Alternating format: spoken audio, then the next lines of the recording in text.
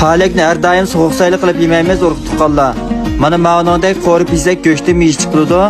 Buni mifam bilan yesakmi alomat mas keladigan bo'lib, qilish usulimi nihoyat oddiy, bir qatimga o'zingiz chuqur o'rganaysiz, hamma o'rganish boshlanib ketdi.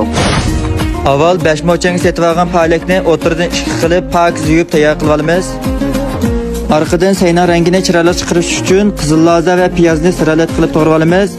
Qachiga haqiqiy xo'rozning tuxumidan 5 dal chiqib, ustiga oz miqdorda tuz selib, ravs aralashtirib olamiz. Ondan qozonga al-nurining bulg'anmadan xoli yeshil o'lchimida tuvan besim, tuvan temperaturada siqilib ishlab chiqarilgan tunji siqim 1-darajalik zarangiz mayda muvofiq miqdorda qo'yib, mayni ravs qizitib, tuxumni to'kib, oldikayni normal holatda sarg'aytib suzib olib olamiz. Qep qolgan mayning ustiga piyozni to'kib, bir nechini qo'rib, bir xil mizligini chiqarib, lazni va rangini chiroyli chiqarish uchun bir qo'shqa atrofida lazjang selib, davomli qo'rib, rangini to'liq chiqarib olamiz.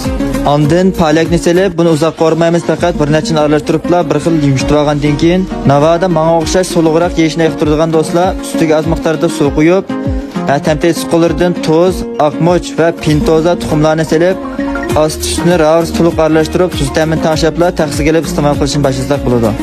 Amza oxirida qo'llash nihoyat oddiy urug' tuqqanlar. Haqsiz yurakdan birini besib, piyonlar rayoniga gullarni ko'plab yo'llab qo'ysanglar, buningdan ortiq qo'llash bo'lmaydi. Kelarsan ko'rishaylik, xayr xo'sh.